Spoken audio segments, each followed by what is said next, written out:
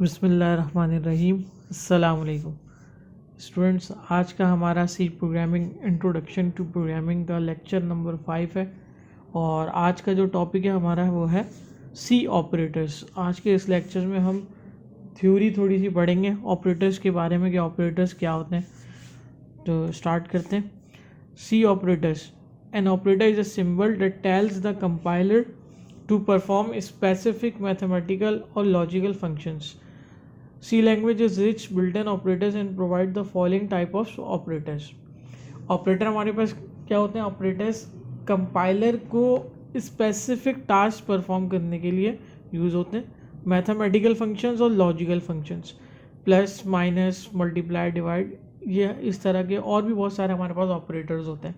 तो 6 टाइप्स हैं हमारे पास ऑपरेटर्स की। अर्थमेटिक ऑपरेटर्स होते हैं, relational operators, logical operators, bitwise operators, assignment operators and miscellaneous operators. तो एक एक करके हम ये तमाम टाइप्स को देखेंगे कि कौन से टाइप्स में कौन सी अर्थमेटिक ऑपरेटर्स हैं, कौन सी रिलेशनल हैं, कौन सी लॉजिकल ऑपरेटर्स हैं।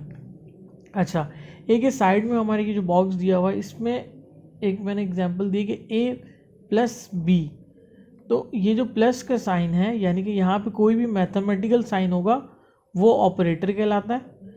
इस ऑपरेटर के बराबर में जो वेरिएबल्स हैं ये ऑपरेंड्स कहलाते हैं। ठीक है, ये हमें पता होना चाहिए ऑपरेंड्स क्या होते हैं और ऑपरेटर क्या होता है। तो ये जो साइन है मैथमेटिकल साइन, ये ऑपरेटर, और ये जो वेरिएबल्स हैं ये क्या है? ऑपरेंड्स। ठीक है, तो पहली टाइप है arithmetic operators. The following table shows all the arithmetic operators supported by the C language। ये जितने भी हमारे पास ऑपरेटर्स हैं C लैंग्वेज इसको सपोर्ट करती है। ठीक है, और assume variable A holds 10 and variable B holds C। ठीक है, इसमें ये बताया है कि अगर हम हमारे पास ये जितने भी ऑपरेटर्स हैं और ये वेरिएबल्स दिए हुए हैं, इनकी वैल्यू A की जो वैल्यू है वो क्या है? 10, और B की वैल्यू क्या है? 20। ठीक है, अब ऑपरेटर्स जो और इसके हिसाब से फिर इन्होंने रिजल्ट्स निकाले हुए। तो पहला ऑपरेटर हमारे पास क्या है? प्लस का क्या करता है? वो एड्स करता है 2 ऑपरेंड्स को, यानी कि इनकी जो इन ऑपरेंड्स में जो वैल्यू होगी उनको क्या कर देगा? प्लस कर देगा। जैसा मैंने कहा ए में 10, बी में 20, तो 10 + 20 = 30। ये काम है इसका। माइनस क्या करेगा? सब्ट्रैक्ट का sign, second operator from the first, second operator को माइनस कर देगा फर्स्ट से। ठीक है, तो -10 हो जाएगा। क्यों -10 हो गया? क्योंकि 10 ए की वैल्यू 10 थी, बी की वैल्यू 20। 10 में से 20 माइनस करेंगे तो -10। मल्टीप्लाई बोथ ऑपरेंड्स, दोनों ऑपरेंड्स को मल्टीप्लाई कर देगा, 10 × 20। डिवीजन कर देगा, डिवाइड न्यूमिनेटर बाय डिनोमिनेटर। ठीक है, b/a, स्लैश का साइन किसके लिए यूज होता है? हमारे पास डिवीजन के लिए। फिर है हमारे पास परसेंटेज का sign, modulus operator and remainder और of after an integer division. B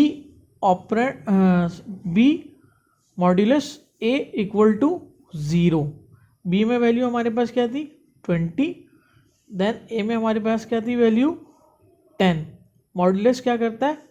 modulus operator and remainder of after integer divisions. 2 values जो डिवीजन होती हैं उसका मॉड्यूलस निकाल देता है। ये अभी हम प्रोग्राम भी करेंगे तो इसमें और चीज़ समझेंगे कि मॉड्यूलस होता क्या है। फिर plus increment operator increases the integer value by 1। ठीक है, इंक्रीमेंट क्या करता है? जो भी आपके वेरिएबल के अंदर वैल्यू होगी उसमें +1 कर देगा। जैसे अगर a में वैल्यू 10 है तो a ++ ए 10 में 1+ हो जाएगा तो 11 हो जाएगा।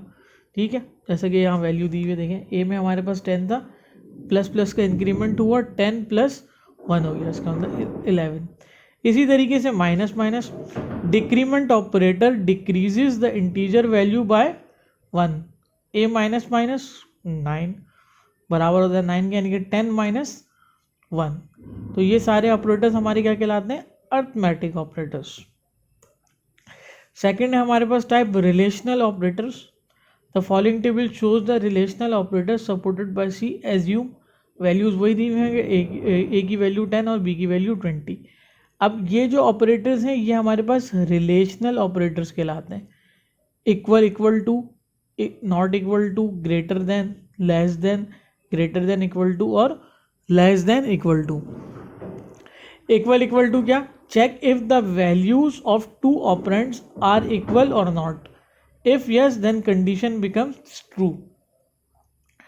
अगर ए की वैल्यू बराबर है बी के, ठीक है, हमें चेक करना है कि ए में जैसे हमारे पास वैल्यू क्या है 10 है और बी में वैल्यू क्या है 20 है, तो हम इस रिलेशनल ऑपरेटर के थ्रू प्रोग्राम में चेक करेंगे कि ए इक्वल इक्वल टू बी है या नहीं।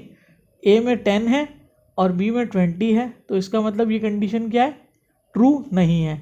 अगर ए में भी 10 होता और बी में भी 10 होता तो ये क्या हो जाता? हमारे पास दोनों ऑपरेंड्स इक्वल हो जाते और ये कंडीशन ट्रू हो जाती। वैल्यूज़ हम यही ले रहे हैं जो स्टार्टिंग से हमने 10 और बी में 20 लिया हुआ है। तो इक्वल इक्वल टू ये ऑपरेटर जब भी हम प्रोग्राम में यूज़ करेंगे तो इसका मतलब क्या होगा कि हम दो ऑपरेंड्स यानी कि ए और बी या इसके अलावा और भी कोई वेरिएबल हो सकता है, उन दोनों को चेक कर रहे हैं कि ये आपस में इक्वल है या नहीं। अब एक्सक्लेमेशन मार्क और इक्वल टू ये क्या करता है? ये बताता है, ये चेक करता है कि check if the values of two operands are equal और not. If the values are not equal then conditions become true. अच्छा, ये चेक करेगा कि ए जो है इक्वल है या नहीं। ए वैसे ये कहलाता है इज़ नॉट इक्वल टू। हम वहाँ पे यूज़ करते हैं ये कंडीशन जहाँ पर हमें ये बताना होगा कि ए जो है वो बराबर नहीं है बी के। अब जैसे यहाँ पे हमने कंडीशन लिखी ए एक्सक्लेमेशन मार्क यानी कि is not equal to B. A के वैल्यू 10, बी की वैल्यू 20, तो कंडीशन ट्रू हो गई क्योंकि दोनों वैल्यूज़ आपस में इक्वल नहीं है। तो जब नहीं है तो ये ऑपरेटर लगा तो इसका मतलब is not equal to B. Greater than, दोनों ऑपरेंड्स को चेक करेगा। If check if the value of left operand, ठीक है, A is greater than value of right operand. क्या करेगा कि लेफ्ट ऑपरेंड को चेक करेगा कि क्या लेफ्ट ऑपरेंड यानी कि ए की वैल्यू बड़ी है बी से। अगर है तो कंडीशन ट्रू, नहीं है तो कंडीशन फॉल्स। और यहाँ पर हमारे पास कंडीशन क्या है? फॉल्स है क्योंकि ए की वैल्यू बी से बड़ी नहीं है। Less than, check the value left operand, left को चेक करेगा अगेन कि वो बी से वैल्यू छोटी है कि बड़ी।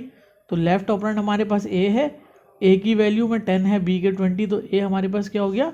लेस देन हो गया। तो ये कंडीशन हमारे पास ट्रू हो गई। ये सब कंडीशन हम यूज़ करेंगे अपने प्रोग्राम में।